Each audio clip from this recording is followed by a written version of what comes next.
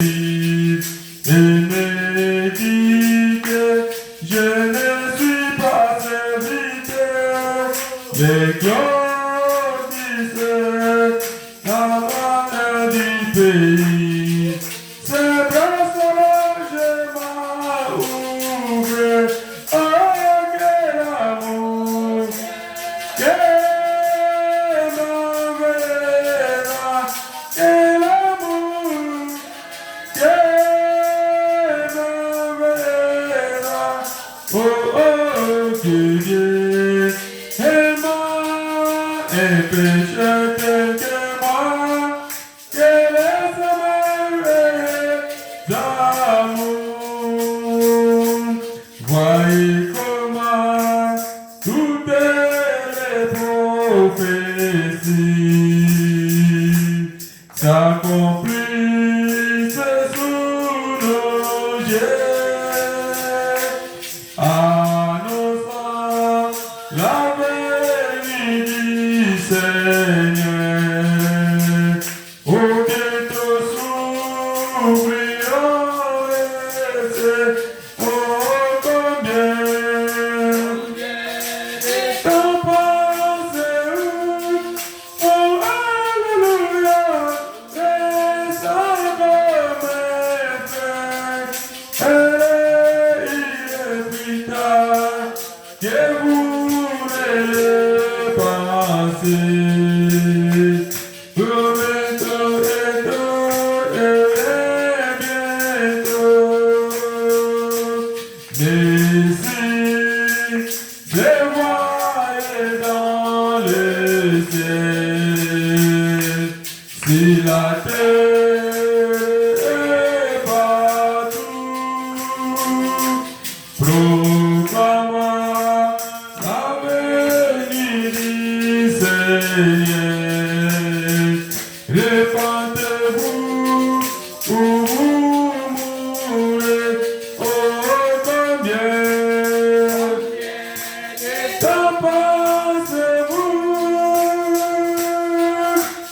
Nous restons comme un frère, et il est plus tard que vous ne pensez.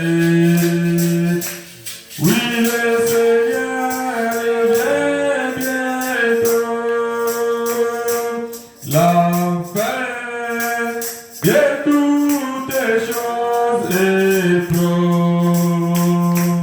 Soyez alors et sages et sauts.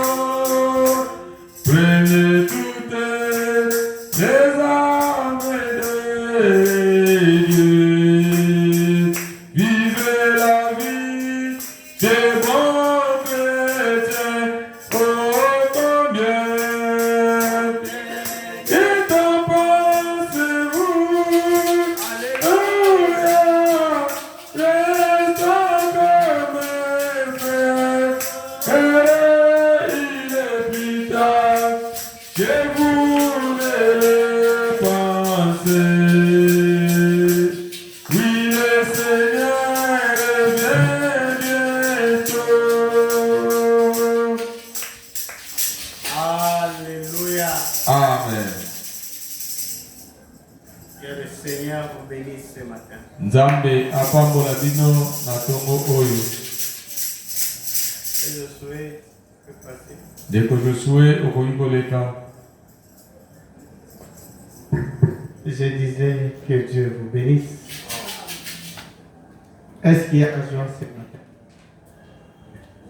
Et c'est moi amis. Et c'est ma mouza watumayi ngoma kuzola. Où soit tu es l'évangile. Ça fait comme nous trouvons, ou je ne sais pas si nous ne connaissons pas les chansons. Masuakala siona, ememaki tatananga, ememaki tatananga, nangambo yeba, oteanga, ilobaya teanga, ilobaya teanga, ilobaya teanga, ezalimanga, oteanga, ilobaya teanga.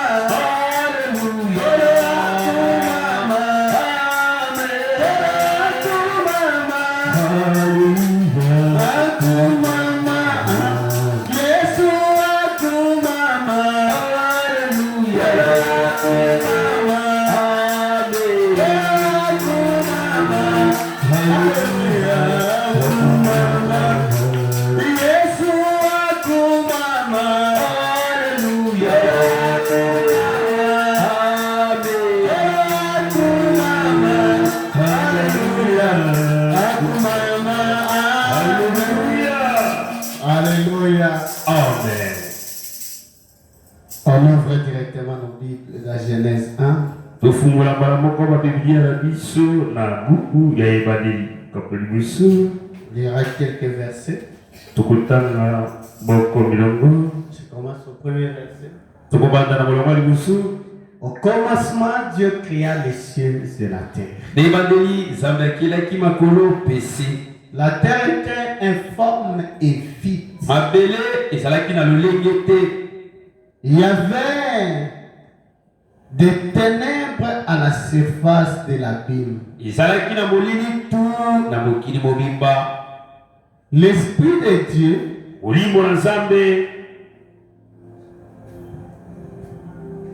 se mouvait au-dessus des eaux.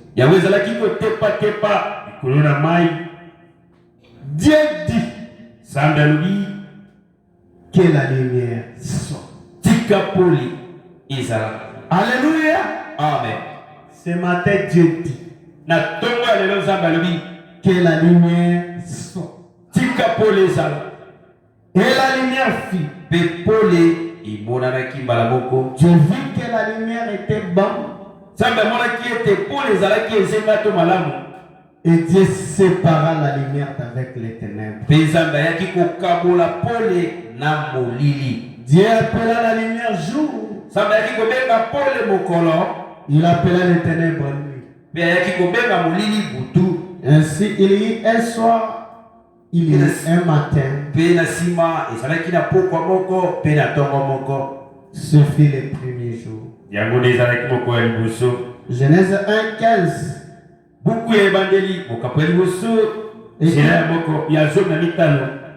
Et qu'ils servent de luminaire dans l'étendue du ciel.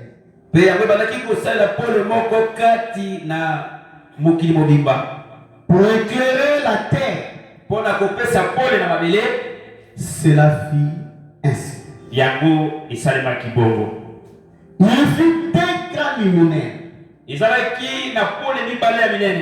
Le plus grand luminaire pour présider au jour. Et le plus petit luminaire pour présider à la nuit. Il fit aussi les étoiles. Dieu les plaça dans l'étendue du ciel pour éclairer la terre, pour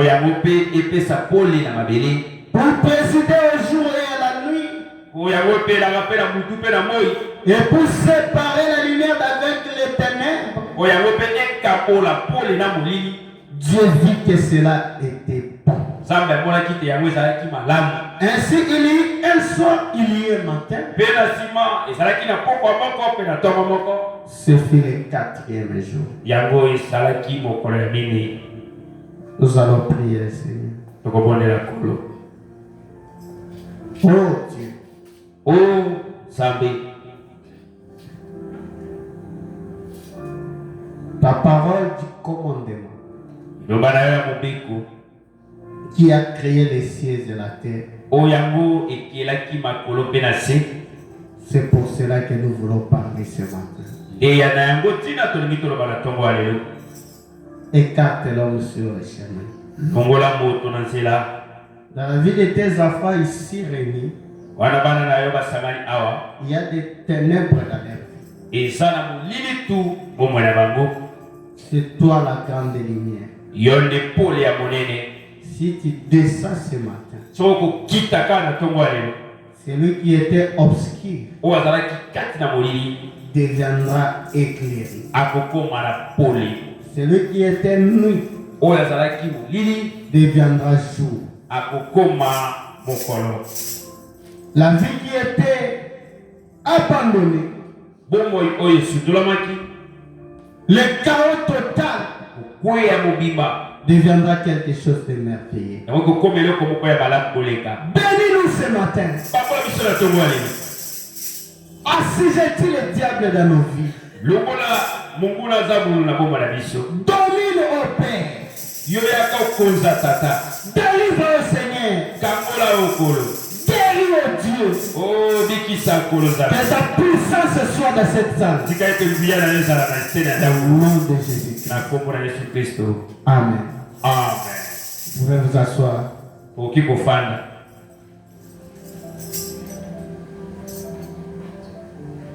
Nous étions en train de parler sur lève-toi et sois éclairé.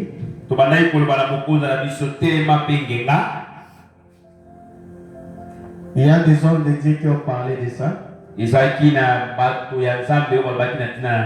au cours de la semaine. Et nous continuons sur le même sujet.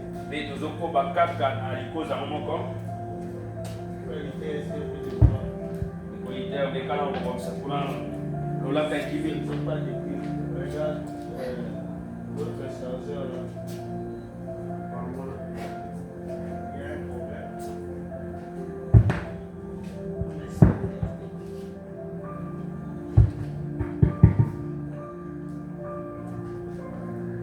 Les hommes qui ont parlé de ça au cours de la semaine. Mais aujourd'hui, avant de te dire lève-toi et sois éclairé, on doit d'abord chercher l'origine de cette lumière. Amen. Amen. Est-ce qu'il y a quelqu'un ce matin? Est-ce qu'il y a un enfant de Dieu ce matin? On a lu Genèse 1, la version 8 secondes. J'aime lire aussi la version semaine. Dans la version semaine, il est dit: au commencement, Dieu créa les cieux et la terre. Or, la terre était chaotique et vide.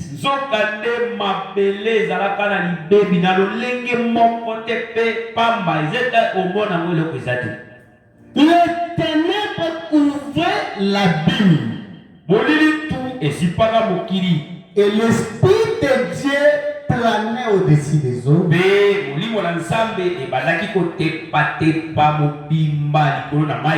Dieu dit à alors Nzambe nasemaki koloba que la lumière soit. tika pole ezala Et la lumière fut. mpe pole ezalaki. Dieu vit que la lumière était bonne. Nzambe ayaki komona ete pole ezalaki malamu. Il sépara la lumière d'avec les ténèbres. Ayaki kokabola molili na pole.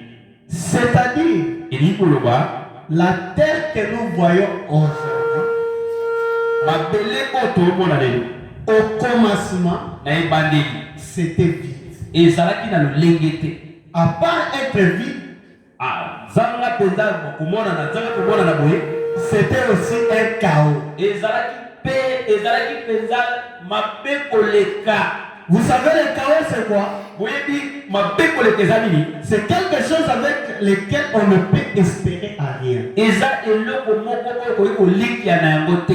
Oh, j'aimerais dire à quelqu'un. o na kolingana lobela motu moko Le chaos, eloko kolikia nango te c'est quelque chose qui est sa forme. eza leloko moko lolenge nango eza te. Quelque chose dans laquelle tu ne peux pas mettre ton espoir. eloko moko oyo kotia elikia na yo likolo nango te. Quelque chose dans laquelle tu ne peux espérer à rien. eloko moko oyo kolikia ata nango te leloko teke Mais komiso. j'aimerais te dire nakolobela yo que dans ce chaos, kaka na lolenge okotia elikia te wana. si la lumière apparaît, soki pole bimini le chaos deviendra quelque chose de merveilleux. eloko koki kotia yango elikia te kokoma eloko ya kotia yango Je elikia. sais de quoi je parle. nayebi tina nini naoloba. Alléluia. amen. J'aimerais te dire, toi le chaos ce matin. nakolinga kolobela yo eloko koki kotia yo elikia te na ntongo lelo. Toi et qui la famille n'est même pas confiante, on t'appelle même pas. yo oyo libota na babengaka te. Toi qui n'es pas considéré. yo batiaka wana esika na yo.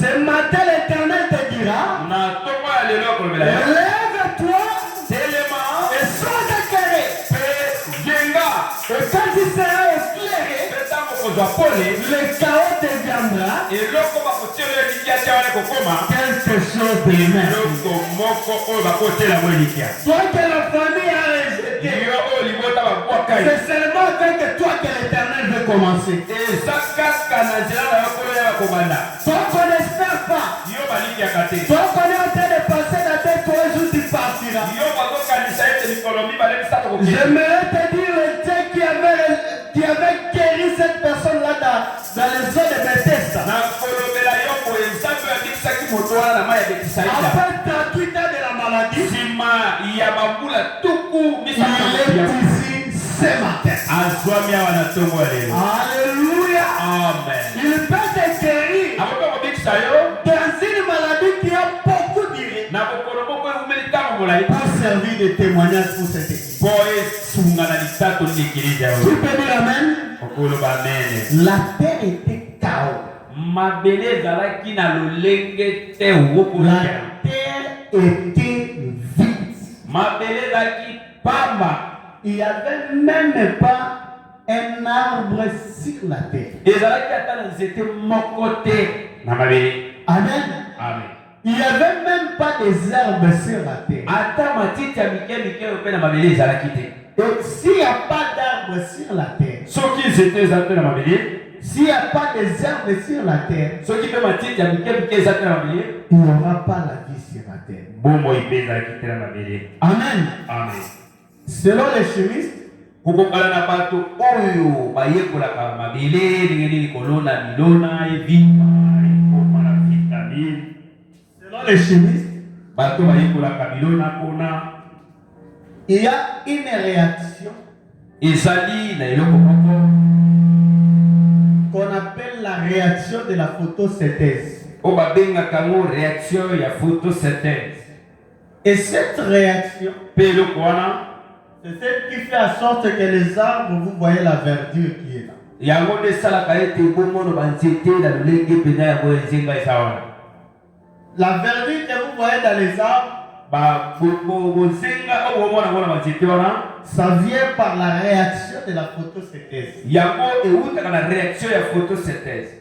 C'est-à-dire, elingi koloba nous quand on mange, biso ntango toliaka on dégage. tobimisaka mopepe. Ce qu'on dégage, oyo tobimisaka on respira. na bopemaka Et tout ce qui est comme notre matière et tout, Ça ressort sous forme de carbone. Et le carbone, c'est toxique pour l'homme. Ça peut tuer l'homme. Mais pour les arbres, c'est leur nourriture.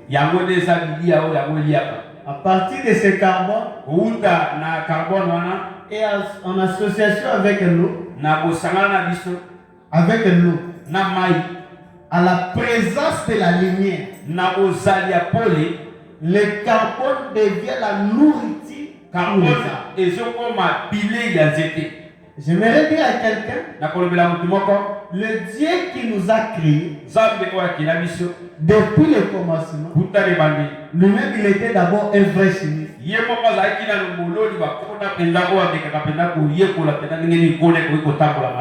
avait placé les semences sur la terre. Mais pour que ces semences-là puissent avoir la vie, il devait dire à la terre que la lumière soit. Parce que dans l'obscurité, on ne peut pas voir quelque chose. Dans l'obscurité, vous ne verrez pas les plats de produits. Prenez le grain soit de n'importe quelle plate. Allez avec là où il n'y a pas la lumière. À cet endroit-là, il y a seulement l'obscurité. Vous ne verrez jamais cette plate se produire. Mais par la plante, exposez-les à la lumière. Vous verrez que cette plante produira. Alléluia. Amen. Et nous sommes des plantes dans la maison de l'Éternel. Peut-être tu n'as jamais produit parce que tu es dans l'obscurité. Mais ce matin, je dis bien ce matin, on va t'exposer à la présence de la lumière. Toi qui n'as jamais produit, aujourd'hui à la présence de la lumière, tu peux réfléchir. Tu peux dire amen. La Bible dit dans Psaume, la Bible dit ceci.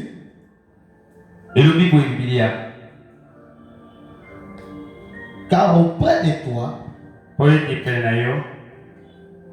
est la source de vie. Par ta lumière, nous voyons la lumière. Proverbe 13:9. La lumière des justes est joyeuse, mais la lampe des méchants s'éteint. Amen. Amen. Est-ce que tu es l'homme méchant ou tu es la famille? Si tu es un enfant de Dieu, ta lumière est joyeuse. Amen. Amen. En parlant de la lumière, on parle de la création. La lumière est souvent utilisée dans la Bible pour représenter la pureté.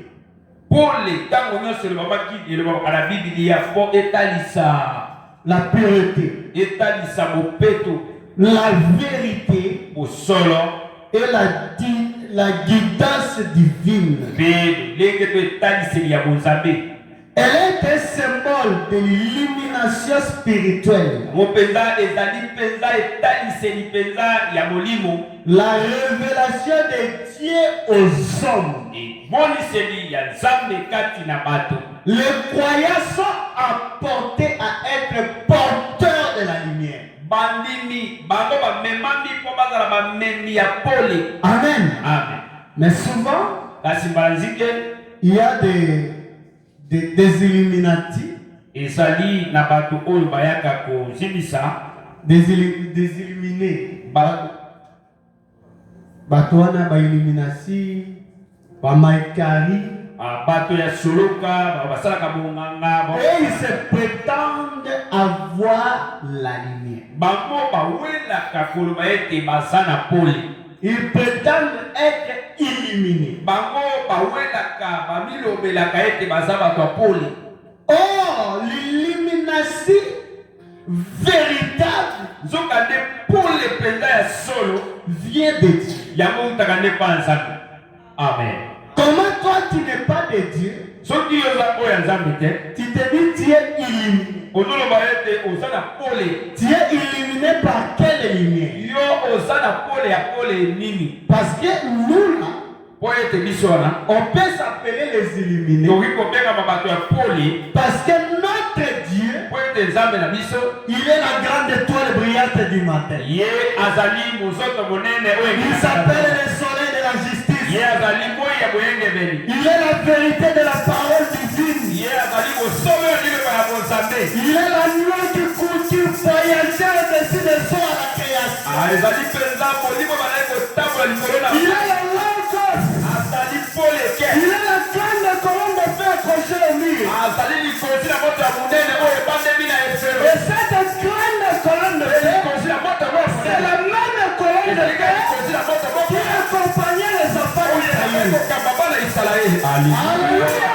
En Égypte, il y a l'obscurité. kuna na Egypte molili tu ezali Mais en Israël, kasi na Isalaele la lumière apparaît. pole ngengi kuna. Oh, j'aimerais te dire ce matin, même s'il y avait l'obscurité de la famille dans ta vie, ata soki molili ya s'il y libosi avait l'obscurité du quartier dans ta vie, molili ya mboka ofandaka na bomoi aujourd'hui, lelo tu sortiras illuminé. okobima na pole.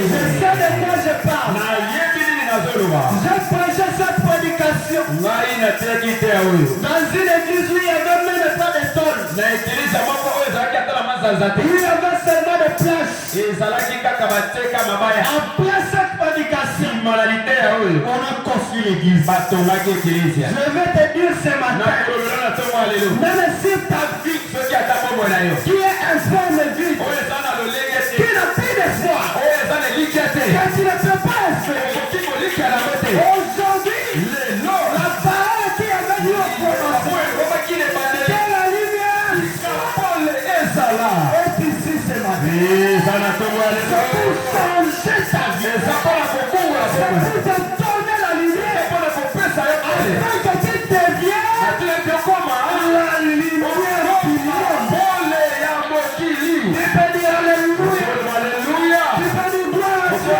Kembo na Tu Nzambe. peux dire merci Seigneur. Alléluia. La lumière. Pole. Les chrétiens Bakristo sont censés apporter la lumière. bapusami na makasi bamema pole. Là où il y a les ténèbres, si un chrétien arrive, Esika molili eza tu soki mokristo akomi on doit voir la lumière. esengeli komona pole. Amen. Amen. Une vie cachée à Christ, frère Branham dit, Bomoi moko ebombami na Kristo ndeko Branham alobi paragraphe 18, zela kotanga zomi na mwambi. il dit dans l'Ancien Testament, Amina bondeko ya kala il y avait ce qu'on appelait le parvis extérieur. ezalaki kini esika mo bandaki kobenga yango eteni ya ndako ya libanda. Amen. Amen. Parce que quand nous allons parler de lumière, Po ete ntango toloba ntina pole on doit quand même ouvrir le temple. esengeli na kofungola tempelo. Le temple était construit comme ça, Tempelo etongamaki boye à sorte que chaque compartiment, na ntina ete likambo moko moko il y avait une sorte de lumière qui éclairait. ezalaki na lolenge ya pole bandaki kongenga. Ici c'est le parvis extérieur, Awa ezalaki eteni ya ndako ya libanda. ici c'est le lieu saint, Awa ezalaki esika esatu et là c'est le saint des saints. mpe kuna ezalaki esika oyo aleki na basatu. Abraham dit ici, Obama alobi awa dans le parvis extérieur, na eteni ya ndako ya libanda awa vous voyez ce qui se trouvait dans le parvis extérieur. omona oyo ezalaki wana na eteni ya ndako ya libandela. Ensuite, il y avait le lieu saint, na nsima ezalaki na esika esatu ou bien le premier voile. to mpe litambala liboso Ensuite, à l'intérieur, mpe na nsima na kati kuna c'était le saint des saints. Et les objets qu'il y avait, les objets qu'il y avait, dans le parvis extérieur, ceux qui étaient dans les voiles, et ceux qui étaient dans les seins. Amen. Maintenant, nous allons parler ce soir du Saint des Saints. L'endroit où Dieu lui-même demeure. À ce jour-là, il demeurait dans son tabernacle. Et aujourd'hui, il habite en vous comme ce tabernacle. Alléluia. Amen. Et comme le temple était comme ça, l'homme aussi est comme ça. Un être triple. Amen. Amen. Dans le parvis extérieur ici, il y avait la lumière. C'était la lumière du jour. Le soleil qui brille là, tout le monde. Amen. Amen. Dans les lieux saints, il y avait les chandelles. Les chandelles. Et les chandelles et les ustensiles du temple se trouvaient ici. Amen. Amen. Dans les lieux saints, Frère Branham dit, c'est là où on reçoit le Saint-Esprit. Amen. Amen. Dans la vie chrétienne, on doit avoir le Saint-Esprit. Si tu n'as pas le Saint-Esprit, n'expérimente pas au ciel. C'est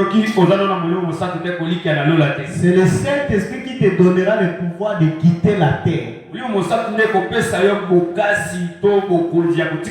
Et quand tu reçois le Saint-Esprit, là il y a les ustensiles des temples, il y a beaucoup de choses. Il y a beaucoup de bruit là-bas.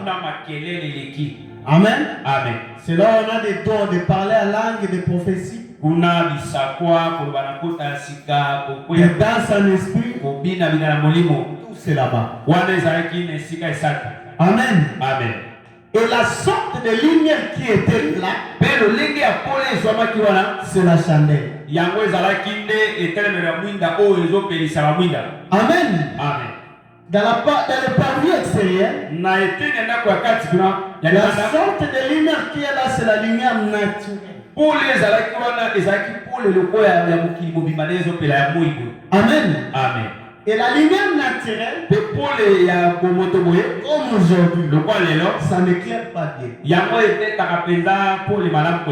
Il y aura des jours où la lumière va tellement frapper. Il y a des jours brillés comme aujourd'hui.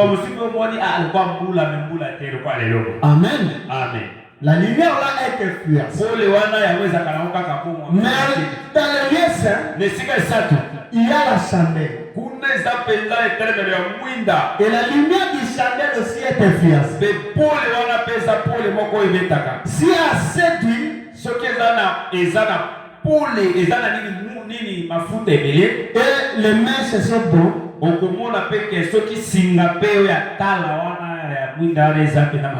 il y aura une bonne lumière. Si les mèches continuent à diminuer, ça ne va pas s'allumer. S'il n'y a pas d'huile, il n'y aura pas de la lumière. Et Frère Branham dit, la chandelle représente le pasteur d'une église. Amen. Amen. La Bible même le dit. Si vous ne savez pas garder la parole de Dieu, jeterez votre chandelier. Amen. Amen. Si le pasteur est là, les gens sont à l'église. Si le pasteur n'est pas là, les gens ne viennent pas à l'église. Nous, on regarde et on comprend là où tu es. Nous savons que tu es encore dans les lieux saints. Et la lumière que tu as reçue dans ta vie est influencée. Amen. Amen. Dans cet endroit-là, tu peux avoir le baptême du Saint-Esprit. Et le baptême du Saint-Esprit, si tu n'arrives pas au baptême du Saint-Esprit dans l'âme, tu iras en enfer.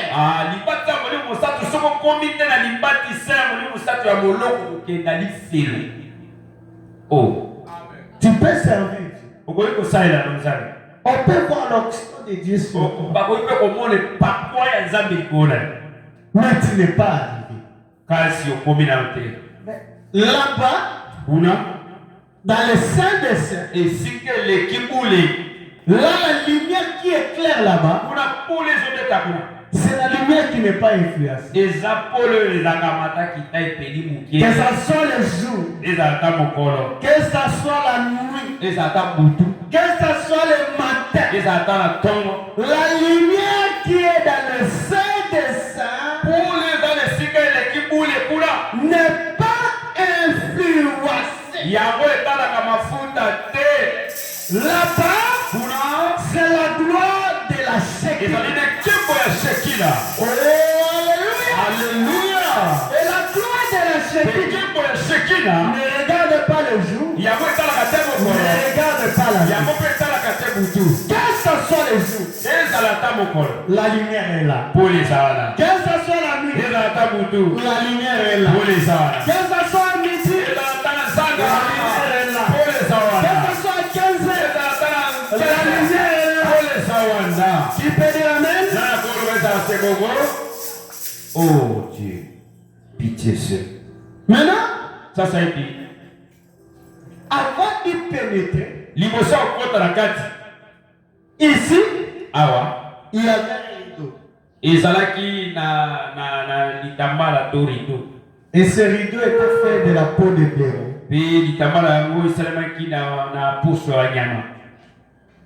La peau de blaireau, ça cache un mystère. Amen. La peau de blaireau représente un homme. Est-ce que tu veux entrer dans la Shekinah? Tu dois désirer l'homme. Quand tu vois seulement l'homme, tu ne verras pas Dieu. Quand tu désires l'homme et que tu entres, tu as la gloire de la Shekinah. À ce niveau-là, Dieu devient l'état de ton âme. Alléluia. Dans les conférences, Frère Branham dit, au paragraphe 50, prêché le 10 avril 1961,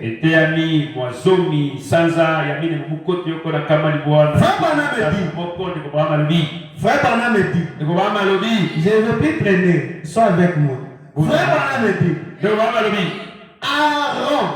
Aaron avait laissé sa verge.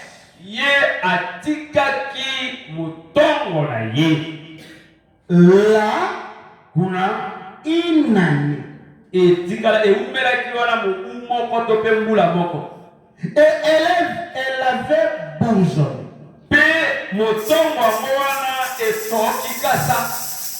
Tu n'as pas compris. Frère Branham dit, Aaron avait oublié sa verge. Là à l'intérieur, une année. Et quand il était revenu l'année prochaine, la verge d'Aaron avait bourgeonné. Alléluia. Amen. Elle avait bourgeonné pendant qu'elle était dans la présence de la gloire de la Shekinah. Shekinah. Amen. Alléluia. Frère Branham a dit, tout homme qui est dans la présence de la gloire de la Shekinah, cela prendra un vieux péché mort. Mort dans les péchés et les offenses. Elle le fera bouche. Elle fera de lui une nouvelle créature en Jésus-Christ. Alléluia, alléluia. Alléluia. Ce matin, considère-toi comme la verge d'Aaron. Une verge sec sans vie. Une verge qui n'avait plus d'espoir. Mais une fois dans la présence de Dieu, dans la gloire de la Shekinah, cela veut bouger. Et Dieu me dit, Dieu peut prendre un péché. Ce matin, une fois dans la présence de la gloire de la Shekinah, cela peut changer ta vie. Cela peut changer ta destinée. Si tu étais destiné pour aller en affaires, si tu entres dans le sein de Dieu, dans la gloire de la Shekinah, ta vie peut changer. Ta destinée peut changer. La pauvreté peut changer à la richesse. La maladie peut changer à la guérison. Les échecs peuvent changer à la réussite. Parce que tu es entré dans le sein de Dieu. Alléluia. Amen. Amen. La puissance de Dieu pour transformer. Eh bien, Madame. Frère Branham dit, ce mot transformer. J'ai consulté le dictionnaire hier. J'ai pratiquement oublié l'heure à laquelle je devais être ici. Alors que je cherchais un texte, j'ai trouvé ce mot. Ou ce texte. Ou plutôt cette écriture. Et le dictionnaire dit que c'est quelque chose qui a changé. Ça doit changer. C'est transformé. Rendu différent de ce que c'était. Son caractère et tout ont été changé en soi. Transformé. Je méditais ce matin sur Genèse 1. La terre était informe et vide. Il y avait des ténèbres sur la terre. Rien que le chaos total. Amen. Amen. Et pendant que le monde était dans cette condition, l'Esprit de Dieu se mouvait au-dessus de lui. Et tout le tableau a été changé. D'un chaos total à un jardin d'Éden. Amen. Amen. Frère Branham, quand il méditait sur Genèse 1, il a prêché la prédication, la puissance de transformation. Il a dit la terre était dans un chaos total. Mais quand l'Esprit de Dieu se mouvait au-dessus des eaux, tout d'un coup, le chaos qui était là a changé et à un jardin de Dieu. Et comme il a aidé. Amen. Amen. Abraham dit, Voilà, oui. cette puissance de transformation de Dieu, Oui, il y a beaucoup de gens. tu peux prendre quelque chose qui n'est rien et en faire quelque chose de merveilleux. La puissance de transformation de Dieu. Amen. Amen. C'est-à-dire, en Dieu, il y a la puissance. Et cette puissance, c'est la puissance de la transformation. Et cette puissance de la transformation a agi au moment où Dieu avait dit que la lumière soit. Alors que Dieu a dit que la lumière soit, la puissance de la transformation de Dieu a pris la terre qui était informe et vide. Cela a donné à la terre la forme. Cela a donné à la terre la verdure. Et cette puissance peut te prendre et qu'on peut cautionner ton voile te transformer. Et bon Toi qui es sans valeur, faire de toi quelque chose de merveilleux. Amen. Amen. On a dit chaque parole de la Bible. Elle a passé de Dieu reposant sous forme de semences. À laquelle s'il est reçu dans l'être humain et prononcé par la même pensée qui a matérialisé la Bible, amène la chose à l'accomplissement. Voyez-vous ce que je veux dire? En Dieu puissante pourrait être l'Église. Que cette pensée qui était à Christ soit à vous. L'homme est tel que sont les passés de son cœur. L'homme est tel que sont les passés de son cœur.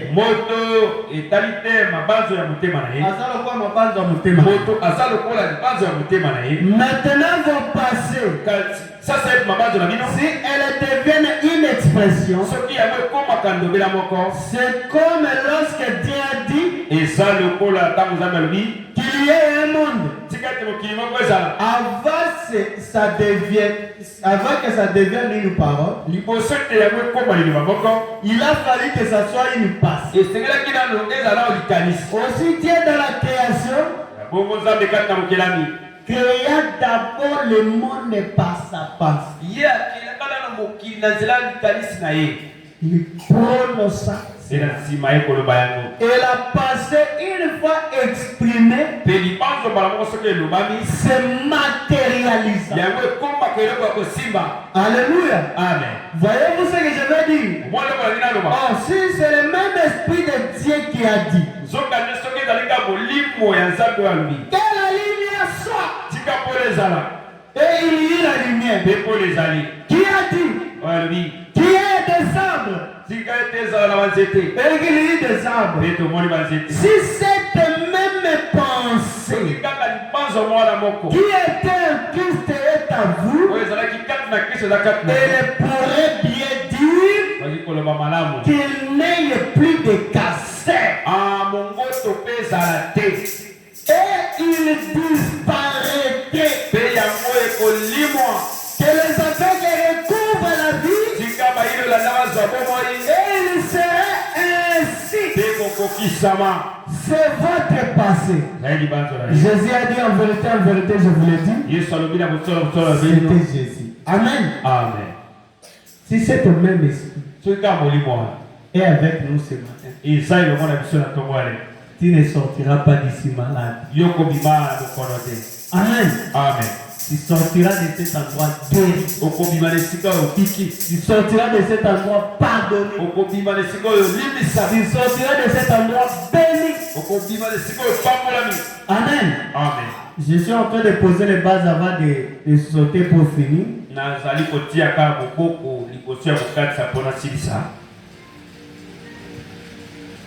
Il dit ceci.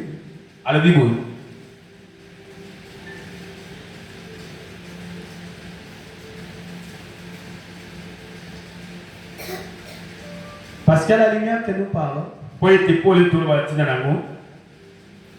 d'abord on doit connaître quelque chose. Nano liboso seki toyebi eloko moko. Notre Dieu lui-même, il est la lumière. Nzambe na biso ye moko aza nano pole. Amen. Amen. Quand il a dit créons l'homme à notre image, à notre propre ressemblance, Ntango alobi tokela moto na lolenge na biso na bowulani na biso moko. il voulait que cet homme soit une partie de lui. Alingaki ete moto wana azala eteli na ye. Cet homme soit une lumière. Moto wana azala pole. Amen. Amen. Et dans ce temps de la fin, Mpe na ntango ya suka il a été promis dans la Bible yango elobamaki elakamaki na Biblia qu'il ne sera ni jour ni nuit, ekozala te ni mokolo te moi mais te vers le soir, kasi na ntango ya pokwa la lumière paraîtra. pole kogenga. Amen. Amen. Et la lumière au temps du soir, Mpe pole na ntango ya pokwa c'est un homme. eza moto. L'homme est la lumière. Moto aza pole. Qui peut dire Amen? Nani akoloba amen? Et quand le prophète, chaque prophète de Dieu vient sur la terre, Ntango mosakoli eza ye moko moko ayaka na mabele il est la lumière sur la parole de ce temps. azali pole na likolo na liloba ntango na ye. Amen. Amen. Aujourd'hui, il y a l'obscurité partout. Lelo molili eza tu bisika nyonso. Mais Dieu nous a fait grâce Nzambe asali biso ngolu en nous envoyant un prophète de Dieu na kotindelaka biso mosakoli na Nzambe pour apporter la lumière mpona komema pole sur l'obscurité qui recouvre toute la terre. likolo na molili oyo ezimbi mokili mobimba. Amen. Amen. Frère, on dit quelque chose ici. Obama lobi Dans le 4e son, il dit, na je esango ya mine ya dis, ça n'a rien à voir. Dans Genèse 1, na buku ya ebandeli il est dit qu'au commencement, Dieu créa les cieux et la terre. abini ebandeli Nzambe asalaki mabele mpe mokili Point. abeti putu C'est tout. esuki kaka wana. Voyez-vous? Moni Or, la terre était informe vide. soka nde mabele ezalaki na lolenge te. Frère Branham dit, Obama lobi je crois que toutes les semences étaient déjà là. nazondima ete bakuna nyonso ezalaki wana. Vestige d'une autre civilisation. yango Civilisation. na lolenge mosusu. Vestige d'une autre civilisation. Yango ezalaki na lolenge ya développement mosusu. Lokola biloko etikala ya eleko moko eleka. Yango ezalaki lokola biloko moko oyo etikala na eleko moko eleka. Ou quelque chose To mpe eloko moko était que l'eau wuta kaka wana kaka mai. s'est retirée Ntango kaka mai ezongi nsima et que la lumière les a touchés. mpe pole ntango eye kosimba yango C'est là que les arbres et tout ont poussé. nde na ngonga wana nzete na mosusu nyonso eyaki kobima. Frère Branham dit, Obama lobi c'est pareil pour l'être humain. ezali mpe ndenge moko C'est mpona un type. ezali elilingi. Quand tous les brouillards s'est dissipé, Ntango bamilili wana bao nyonso que la vérité est révélée, mpe bosolo etalisami cette vraie semence qui est là, nkona ya malamu eza wana qui a encore en elle un germe de vie, oyo ezali na kati na yango mboto ya bomoi. et que la lumière de l'évangile peut les toucher Ntango kaka pole ya sango malamu kosimba yango par une vraie confirmation de la parole, na nzela ya bondimisami mpenza ya solo elle vivra. yango ekobika. Amen. Amen. Frère Branham, pas la terre ici les considère comme toi. ndeko Branham azozwa mabele oyo azotia yango lokola ye. Il dit dans la terre, abi na mabele Dieu a dit la terre était informe vide. Nzambe alobi mabele ezalaki na olenge te Mais là, kasi wana il y avait des semences. ezalaki na bakona na se wana. Et ces semences devaient attendre la lumière. bakona wana esengaki ezila pole. Et Frère Branham dit c'est pareil pour toi. ndeko Branham alobi eza ndenge moko mpona yo Comme tu es là, lokola yo ozawa en toi, kati na ye il y a la guérison. lobiko ezali En toi, kati na yo il y a la réussite. ezali ya molonga En toi, na kati na yo il y a l'élévation. eza na botokwa En toi, na kati na yo il y a des millions. eza na En bakwakwakwakwa toi, na kati il y na a des bénédictions. eza na mapamboli. Mais qu'est-ce qui fait que cela ne puisse pas se manifester? eloko nini esata yango etalisa mapolele te C'est l'eau de dénomination qui se trouve à toi. ezali nde mai ya bibongiseli oyo ezipi yo Cela est en train de trouver ta bénédiction. yango eza kokanga koboya ete lipango na yo Une fois que la lumière de la vérité te touche, mbala moko l'eau peut se retirer. Et tu dois vivre. Alléluia. Amen. Ce matin, tu dois vivre. Est-ce que tu veux vivre? Tu dois vivre ce matin. Alléluia. Amen. Fabamam dit ce nom qui a été écrit dans le livre de l'agneau. Avant la fondation du monde. Ça ne fait pas l'ombre d'un doute. C'est pour ça que Jésus est assis là. Et il continue son œuvre de la méditation. En attendant la dernière semence. Et il aura exactement quand elle sera touchée. Il saura que Awa, ici, épouse d'Asuga Sanini, l'éternel y a fait quoi? a été touché par la vérité de l'évangile. Et tu vivras. Amen. Amen. Tu as la semence. Tu as la vie encore. Mais ce qui te manque, c'est la lumière. Et laisse-moi t'expliciter comme la Bible l'avait dit. Dieu a créé les deux grands luminaires. Le plus grand luminaire, c'est pour présider au jour. Et ça, on appelle ça le soleil. Le plus petit luminaire, c'est pour présider la nuit. Amen. Amen. Et ça, on appelle ça la nuit. Et après, Dieu a fait les étoiles. Amen. Amen. Si on continue avec la lecture, vous verrez que le soleil est considéré comme le mari. Et la lune est considérée comme l'épouse. La lune n'a pas sa lumière. La lune reflète la lumière du soleil. Le soleil va briller toute la journée. La lune va absorber cette lumière. Et la lune vient les refléter là. Nous sommes au tas du soir. Nous sommes au tas de la lumière du soir. Nous sommes au tas de l'épouse du soir. Nous sommes au tas de la lune. Nous sommes au tas du soleil. Le soleil avait déjà brillé. Et la lune a absorbé la lumière. Mais c'est au tas du soir. Là où il y a le réveil de la lune. Il va éclairer la terre. Si la terre existe aujourd'hui, parce que l'épouse est là. Alléluia. Amen. Et vous savez quoi? C'est la lune qui empêche les eaux. Que les eaux ne puissent pas inonder la terre. C'est la science.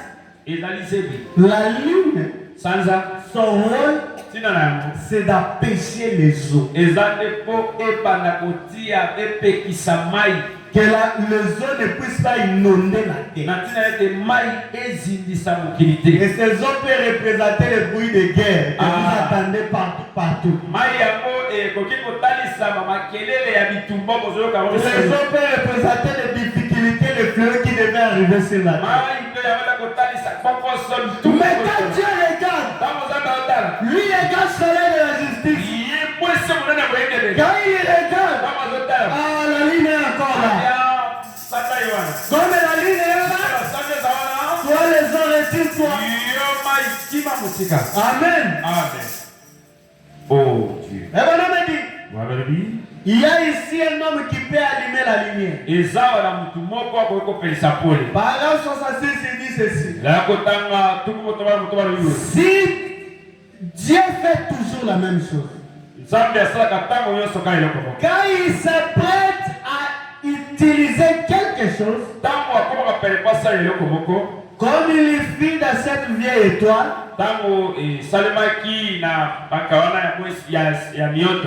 quoi que ce fût, Ce monde, il a dit séparer la lumière d'avec les ténèbres.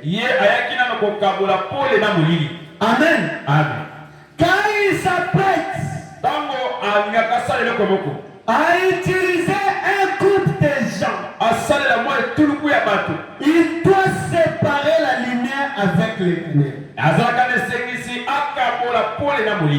Quand il s'apprête un individu, il sépare la lumière d'avec les ténèbres. Il vous pose la question, voyez-vous? Si Dieu veut utiliser ça en sexe, il doit séparer la lumière avec les ténèbres. Si Dieu veut utiliser ce matin, il doit séparer la lumière avec les ténèbres. Tu ne peux pas demeurer avec les ténèbres. Tu ne peux pas demeurer avec les ténèbres.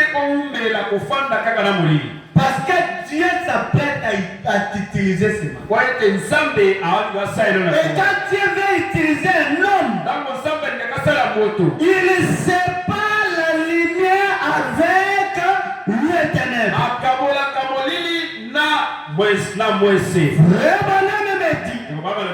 La lumière vient de Dieu. Souvenez-vous, la lumière vient par la parole parlée. Alléluia. Amen. J'aimerais bien expliciter là-bas. La parole écrite, la Bible, c'est partout. Mais la parole est parlée. Un homme. La parole est parlée. Frère Branham dit, c'est la semence originelle. À l'origine là-bas, il n'y avait pas la Bible. Mais Dieu était en train de parler. Et quand il parlait, la chose s'accomplissait. Quand il parlait, la chose s'accomplissait. Comme il avait dit que la lumière soit. Et la lumière fut. Il a dit que la terre soit. Et la terre fut. Il a dit que les arbres soient. Et il y eut des arbres. Cette même parole est ici ce matin. Et moi je te dis pour ta vie, que la lumière soit. Que les ténèbres te soient séparées. Que tu sois la lumière et les ténèbres de l'autre côté. Le bonhomme dit, la lumière. Il envoya la lumière pour séparer les ténèbres avec la lumière. Cette parole du commandement éclaircit le ciel. Et pour que le soleil puisse y briller. Et sa parole aujourd'hui est ce qui dissipe toute atmosphère d'incrédulité. Est-ce que tu es crédule ce matin? La parole que je prononce ce matin a la possibilité de dissiper l'incrédulité dans ton cœur. Même si tu continues à être incrédule ce matin, l'incrédulité n'arrête pas Dieu d'agir. Dieu va agir dans ta vie ce matin afin que ton incrédulité soit chassée de toi. Alléluia. Amen.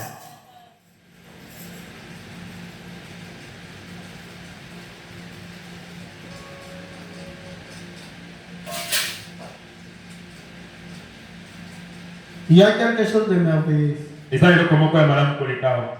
La Bible dit dans Matthieu 5, verset 12. Réjouissez-vous. Réjouissez-vous. Tu ne te réjouis pas? La Bible dit réjouissez-vous. Est-ce que tu peux pousser au moins les pieds des autres? Est-ce que tu peux dire alléluia, alléluia, alléluia, alléluia? La Bible dit soyez dans l'allégresse. Parce que votre récompense sera grande dans les cieux. Ah, c'est ainsi qu'on a persécuté les prophètes qui ont été envoyés avant vous. Vous êtes celle de la terre. Celle. Mais si le sel perd sa saveur, avec quoi la lui rendra-t-on? La lui rendra-t-on? Il ne sert plus qu'à jeter dehors et fouler au pied par les hommes. La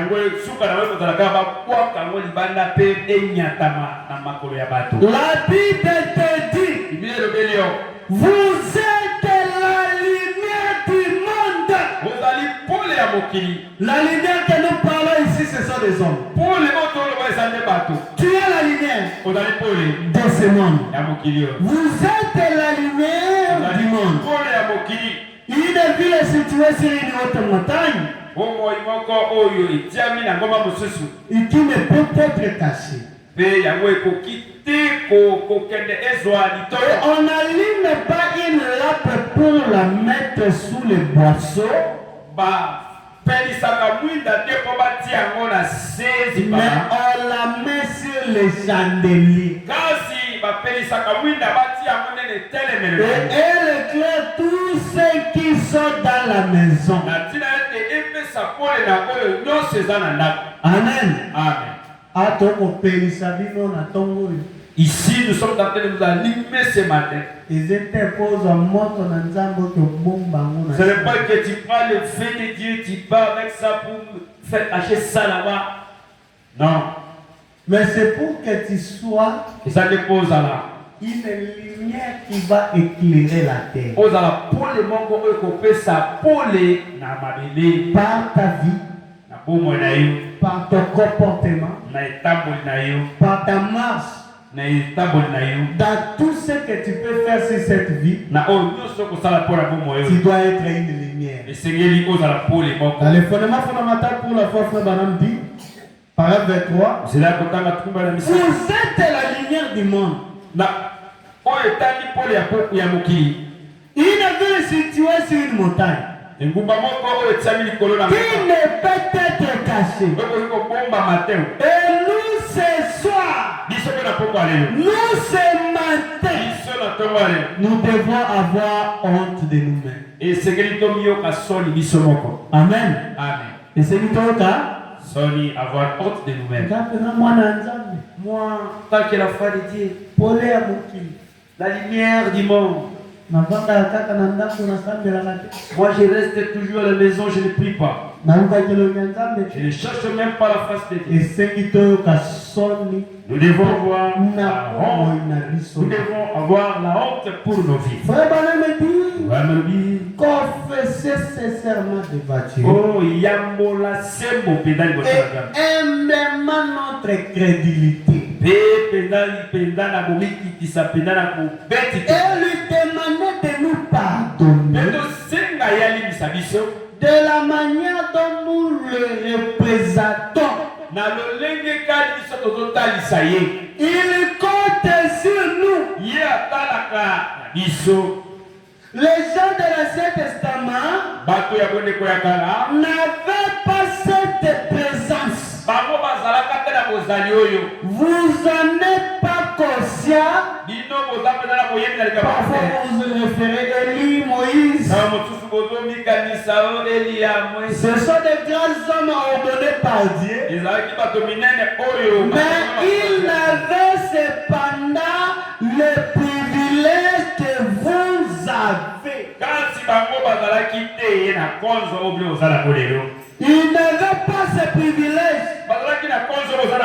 Il ne leur a pas été donné le pouvoir d'accomplir les choses.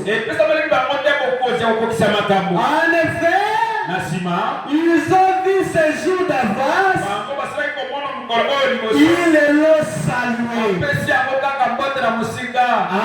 Amen. Nous vivons au grand jour où la lumière s'élève. Les gars qui qui s'est levé. mokolo munene etelemi Nous avons des photos biso toza na bibilingi où Moïse a une photo. Moïse n'a jamais eu la chance d'être prendre la photo ensemble avec Dieu. Élie a eu l'occasion de la photo. Même Élie aussi n'a pas eu cette occasion. Mais nous vivons au jour où Biso tozobika na mokolo oyo Dieu s'est laissé librement être photographié. Nzambe amitiki na bowaso bakanga ye photo Avec un nom. na moto. Mais nous ne sommes pas conscients. Biso tozali moyebi. Nous représentons Dieu mal. Tozotalisa Nzambe na lolenge ebe. Notre vie lui représente mal. Bomoi na biso totalisa Nzambe mabe. Nous devons confesser. Eseki na biso toyambola Sincèrement sembo penza devant Dieu. liboso na Nzambe. Amen. Amen. Maintenant, je vais finir. Ça c'est la silisa. Amen. Amen. J'avais dit que je ne vais pas beaucoup prêcher. Nalobaki na côté ya militaire. Je parle quelque chose sur ta délivrance. Nazoloba yo komoko na etali bokambola bina yo. Et puis, nous allons prier. Pe na sima tokobondela. Vraiment, on parle d'une histoire. Il y avait des esclaves aux États-Unis, ezalaki na maumbu boko na Amerika au sud. na ngambo ya ngele. Ils ont été enchaînés. Bango babelomaki kuna Ils ont été maltraités. bayokaki bwale banyokoloki bango On les a fait souffrir. banyokoloki bango makasi. Ils ont dû travailler pendant beaucoup de temps. Basalaki mosala ngonga ebele Mais kasi il y avait toujours un temps où ils devaient devenir libres. ezalaki kaka ntango nyonso na ngonga moko esengelaki bakangola bango. Amen. Amen. Et quand on a signé leur lettre, ntango bayaki kotia mokoloto na mokanda na bango mpo batika bango bakende. c'est ce que l'histoire Frère Branham raconte ici d'être pardonné. ezali na lisolo ya mosakoli azoloba yango na Parole 17, 18, 19. zela ya kotanga wana zomi na Je vais lire ce qui est important. zomi na Les likwa autres, je vais sauter. na kotanga oyo eza na motu ya mosu na kokatisa. Maintenant, un homme, quand il est libéré, du sasa péché, hivi moto moko ntango akangolami un homme ou une femme dans son cœur, mwasi moko to mobali moko na motema na ye il n'a plus le désir de suivre les choses du monde. aza lisusu te na posa ya kolanda makambo ya mokili. Amen. Amen. soki obanda kolanda makambo ya mokili ntango oyebe ete olimbisami posa na mwe kozala lisusu Il te. n'aura pas besoin de ça.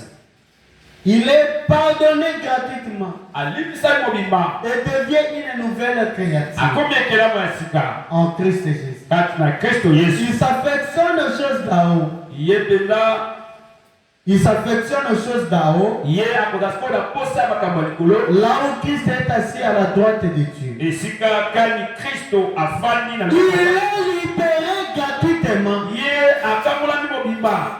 Il ne lui faut pas un prêtre pour lui dire ou un ministre pour le lui dire. ekozala te o sango nganga nzambe o boye to mpe motei moko alobela ye. Il sait de lui-même ye moko ayebi kati na ye qu'il est pardonné. te asi alimbisami. Amen. Amen. Car il accepte cela en raison du fait que Dieu le lui a envoyé par Jésus-Christ. ntango akosala yango na ntina ete nzambe oyo atindi ye na nzela ya Yesu Kristo. Qu'il se tienne et on éprouve d'être libre du péché. Mpe akotelema mpe bato bakotala to mpe kondimisama ete aza na bosomi likolo na masumu akangolami. Frère Branham dit, tobana lobi la 18 il dit, na nzela ya zomi na mobi on m'a dit que quand on a signé la déclaration de l'affranchissement des esclaves, alobeli ngai ete ntango bayaki kotia mokolo to mpona kokangola il baumbu y a de cela plusieurs années, eleki mwa mibu ebele le moment fixé qu'il soit libre, c'était au lever du soleil. ngonga oyo etiamaki ke kokangola ezala ezalaki na bolamuki ya mwese. Un certain matin, ezalaki na ntongo moko ils sont tous sortis de leur vieille plantation. bango nyonso babimaki na esika na bango bazalaki kosala mosala. Et beaucoup de jeunes gens ont gravi le sommet de la montagne. mpe ezalaki na bazenga ebele bamataki ti na ngomba na songe Parce que de là, po ete kuna ils pouvaient Il pouvait le premier voir le lever du soleil. Ensuite, les hommes les plus âgés étaient un peu au-dessous. Et puis venaient les femmes et les enfants. Amen. Frère Branham dit, ils ont attendu longtemps avant les jours se pointent.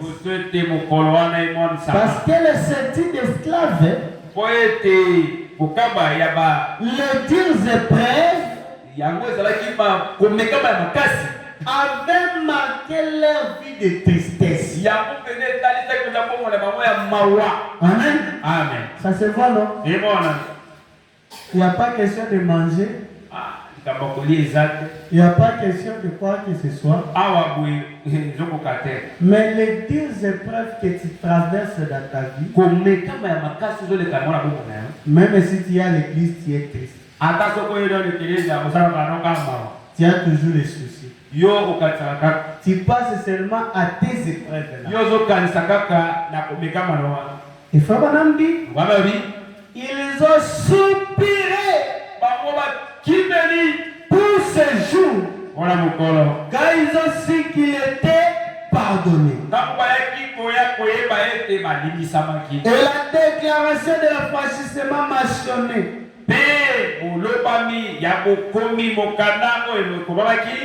qu'à un certain jour, au lever du soleil, il serait libre. Il avait désiré ardemment voir le moment où le soleil surgit. Et deux amitiés, ils sont montés sur la montagne. Et si seulement ce matin, le péché pouvait être vraiment axé.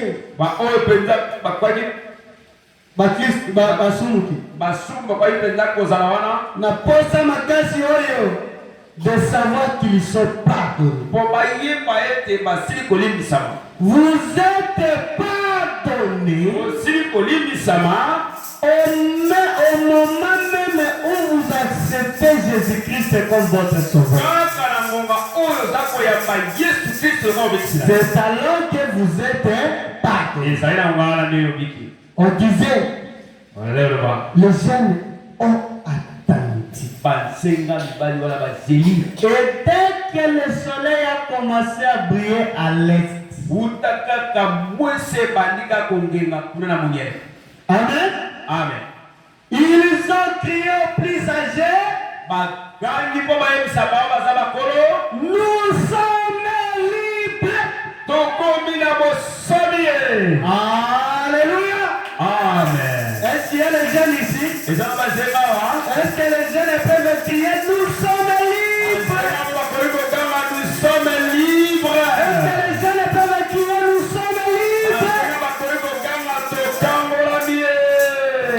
Alléluia. Amen. Et les plus âgés ont crié aux femmes,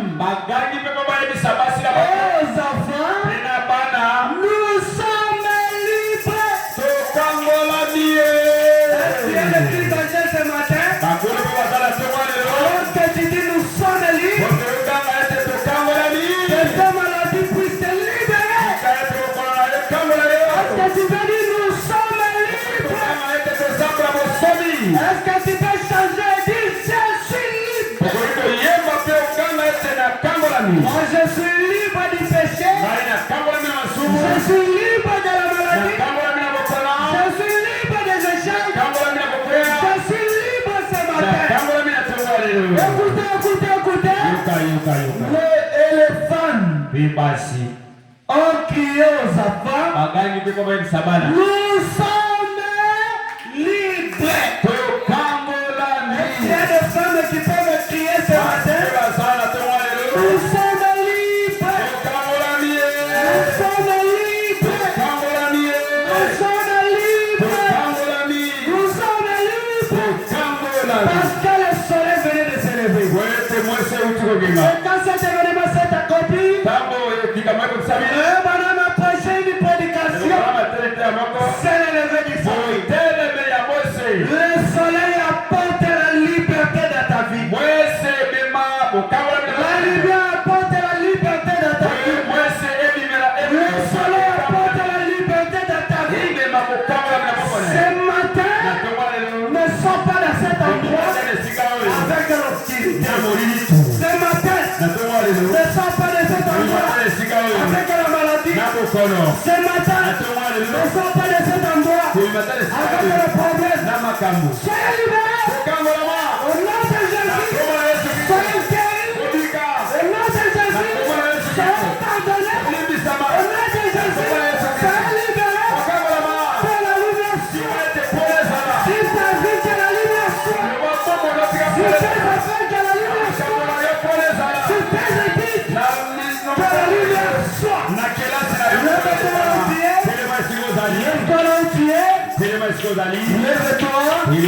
Lève-toi. La Bible dit, Ésaïe 60, lève-toi et sois éclairé. Lève-toi et sois éclairé. Lève-toi et sois éclairé. Car ta lumière arrive et la gloire de l'Éternel est sur toi ce matin. La gloire de l'Éternel est sur toi. Voici l'Éternel qui recouvre la terre, l'obscurité le peuple. Mais sur toi se lève. Sur toi, l'Éternel se lève. Sur toi, sa gloire apparaît. Des nations marchent à ta lumière. Et tes rois à la clarté de tes rayons. Je suis fier de te le dire ce matin. Vas-tu marcher à ta lumière? Trappe marche à ta lumière. Tous les présidents, le roi de ce monde, marche à ta lumière. Alors toi-même ce matin, tu as traîné dans l'obscurité. Lève-toi, sois éclairé. Que la lumière entre dans ta vie. Que la lumière entre dans ta vie. Et que tu sois éclairé. Les nations marchent à ta lumière. Le Congo marche à ta lumière. Les amis marchent à ta lumière. L'Ouganda marche à ta lumière. Les pays du monde marchent à ta lumière. Alors pourquoi tu te mets dans l'obscurité? Au nom de Jésus, à la maison sois éclairé, au boulot sois éclairé, dans tout ce que tu fais, que la lumière entre. Je prie le Dieu du ciel, que cette église soit éclairée, que dans cette avenue, qu'il y ait la lumière, qu'il y ait la lumière sur vos vies. Au nom de Jésus.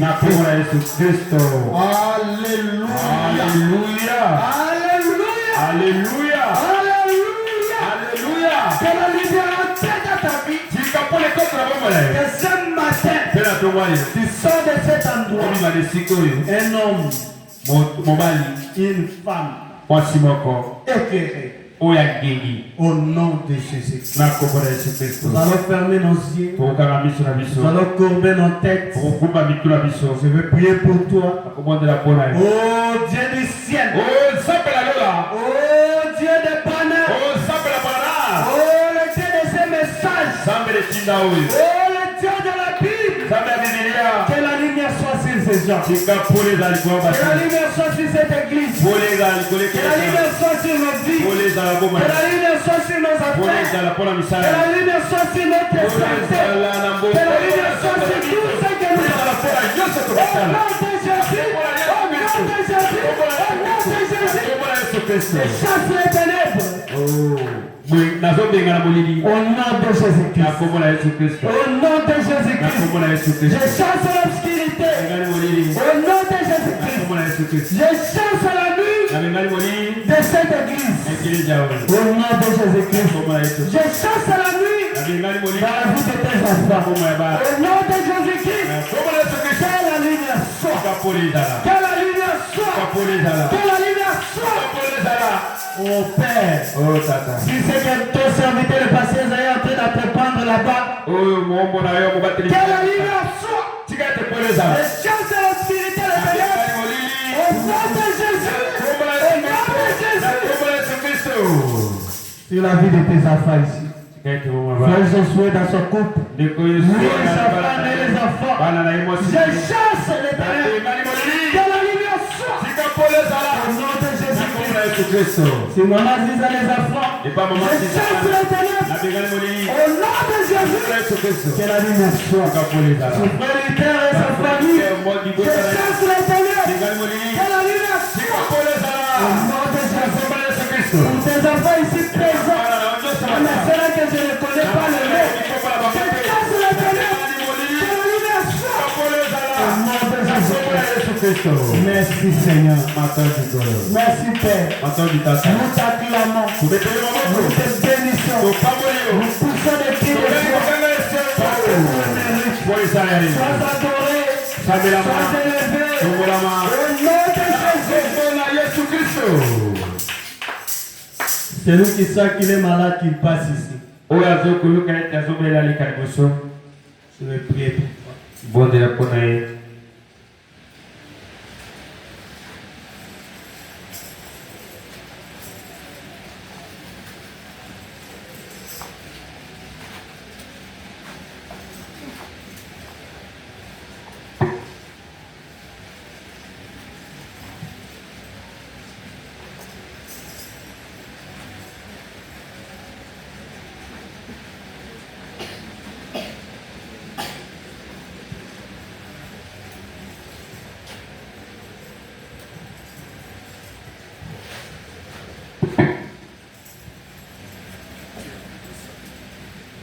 Nous avons parlé sur la lumière.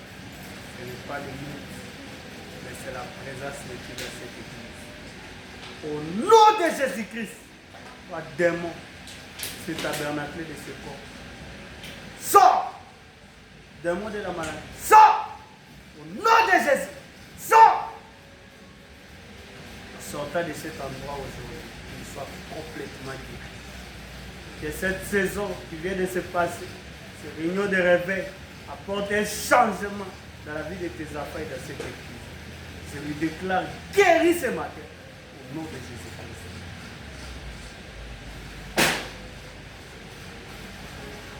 Au nom de Jésus-Christ.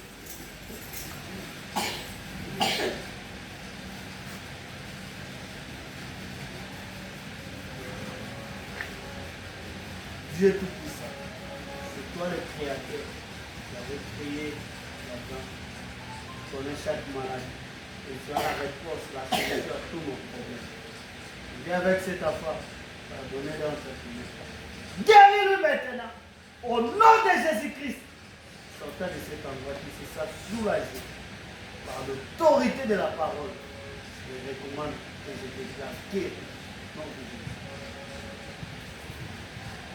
Seigneur Dieu, tu avais appelé ton fils et il est venu à cet appel.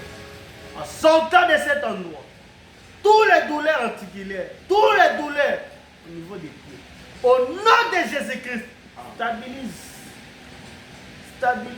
le cycle de son corps.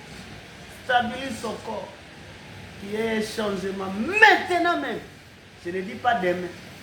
Je dis maintenant. Qu'il soit complètement guéri. Au nom de Jésus-Christ. Dans sa vie, que la lumière soit. Je chasse les ténèbres. Au nom de Jésus-Christ. Au nom de Jésus-Christ.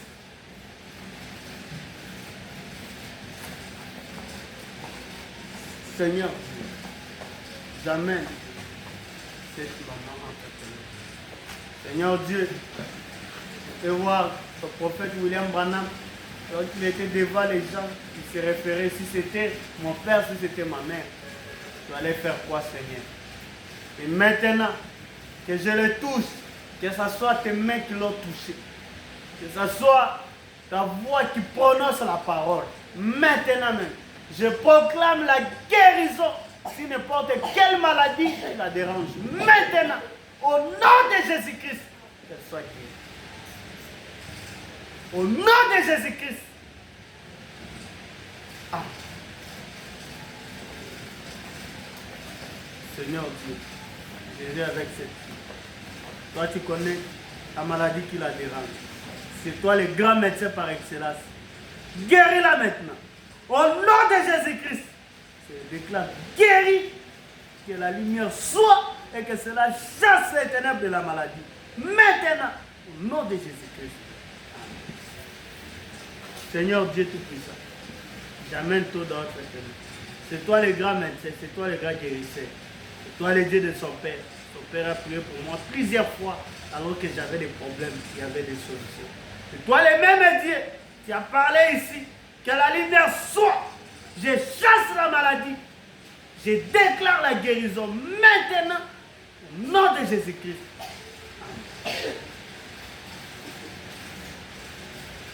Oh Dieu, j'amène encore cette petite fille entre tes mains. Toi qui aimais des enfants. Toi le Dieu qui regarde aux enfants. Toi qui nous recommande d'être comme les enfants. Oh Seigneur, que mes paroles soient les paroles du commandement. Je chasse la maladie dans son corps. Que la guérison soit là maintenant même. Au nom de Jésus-Christ, je déclare guéri instantanément dans le nom de Jésus-Christ. Oh Dieu Tout-Puissant, j'amène cet enfant entre tes mains. Dernier temps, il y a un secours sur les enfants. Toi le Dieu du ciel, je te prie ce matin. Au nom de Jésus-Christ, guéris cet enfant. Je lui déclare guéri maintenant. Au nom de Jésus-Christ. Oh Dieu, regarde cet enfant. Je l'amène entre tes mains. Que ta grâce soit sur lui. Je chasse la maladie. Je lui déclare guéri. Que la lumière soit dans sa vie. Car je le prie au nom de Jésus-Christ. Seigneur, voici ta fille entre tes mains. Oh Dieu, que ta grâce soit sur elle. Je chasse la maladie. Je déclare la guérison maintenant même. Au nom de Jésus-Christ. Au nom de Jésus-Christ. Guéris-la. Au nom de Jésus-Christ. Amen.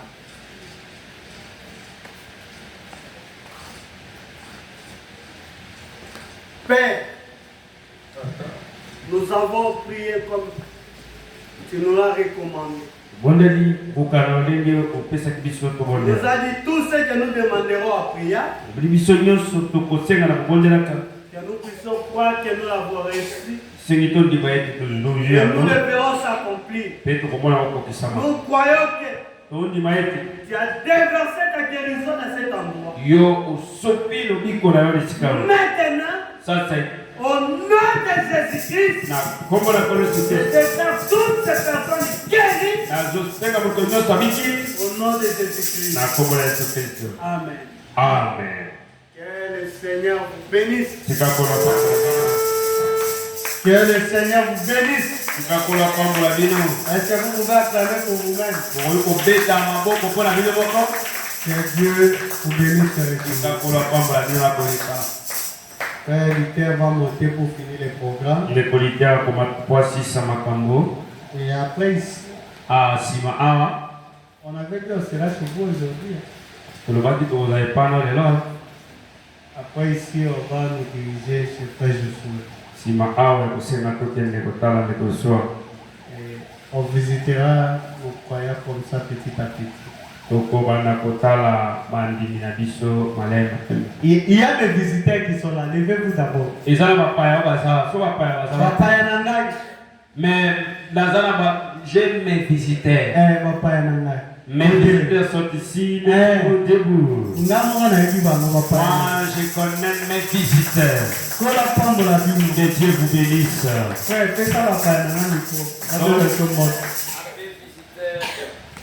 Les micros, ils se présentent.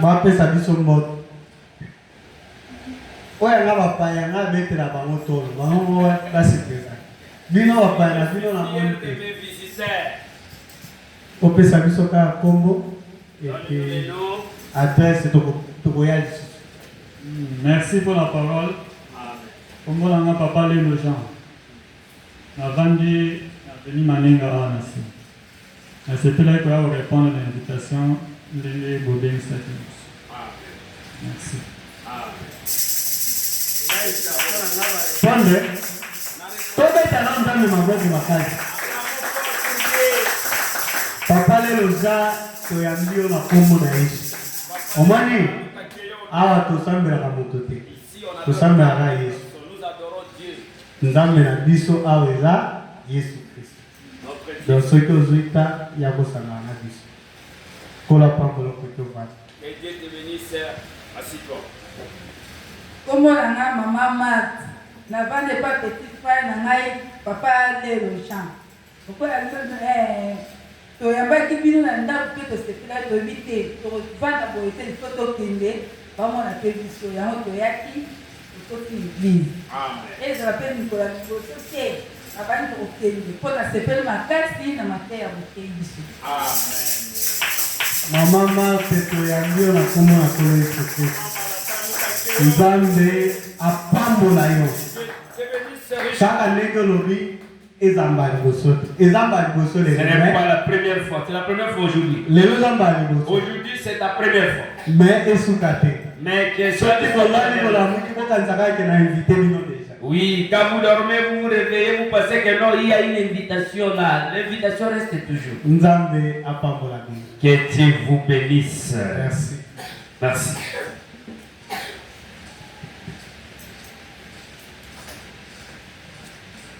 Nzambe apambola basali na ye akasi moto na moto azwi esika na ye tolebile malamu. Amen. Namonaki ndeko alingaki atelema me atelemaki te. Ngai nazomona deja so ya awa ndeko deja